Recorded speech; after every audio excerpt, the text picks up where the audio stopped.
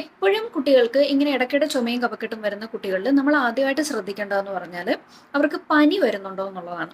എപ്പോഴും ചുമ വരുമ്പോൾ ചുമയുടെ കൂടെ പനി ഉണ്ടാവുന്നു എന്നുള്ളതാണ് നമ്മൾ ഏറ്റവും ആദ്യം ശ്രദ്ധിക്കേണ്ടത്. അപ്പോൾ നിങ്ങളുടെ കുട്ടികൾ പനി വരുന്നുണ്ടെങ്കിൽ അത് ഒരു 90% കേസിലും ഒന്നുകിൽ ഒരു ബാക്ടീരിയൽ ഇൻഫെക്ഷൻ ആവും, അല്ലെങ്കിൽ ഒരു വൈറൽ ഇൻഫെക്ഷൻ ആവും. ഏറ്റവും കൂടുതലായിട്ട് ചെറിയ കുട്ടികളിൽ കാണുന്നത് വൈറൽ ഇൻഫെക്ഷൻ ആണ്. അപ്പോൾ നമുക്ക് എങ്ങനെ അറിയാൻ പറ്റും ഇത് വൈറൽ ഇൻഫെക്ഷൻ ആണോ എന്നുള്ളത്? കുട്ടികൾ പഠിക്കുന്ന സ്കൂളിൽ തന്നെ ആർക്കെങ്കിലും ചെറിയ കുട്ടികൾക്കുണ്ടാവും. കുട്ടികൾ തന്നെ വന്ന് പറയും സ്കൂളിൽ, അല്ലെങ്കിൽ ടീച്ചേഴ്സ് പറയും സ്കൂളിൽ എല്ലാവർക്കും പനിയുണ്ടെന്നുള്ളത്. അല്ലെങ്കിൽ വീട്ടിലാണെങ്കിലും ഇതേ തന്നെ സിമിലർ കംപ്ലയിൻറ്റ്സ്, ഇതുപോലെ തന്നെ സെയിം ഇതേപോലെ തന്നെ പനിയും ജലദോഷം വീട്ടിൽ ആർക്കെങ്കിലും കാണും. അപ്പോൾ ഒന്നിൽ കൂടുതൽ അടുത്തടുത്തുള്ള ആളുകൾക്ക് ഒരേ തരത്തിലുള്ള ലക്ഷണങ്ങൾ ഉണ്ടെങ്കിൽ ഒരു 90% അത് വൈറൽ മൂലമുള്ള ചുമയായിരിക്കും, ചുമയും ജലദോഷവും ആയിരിക്കും.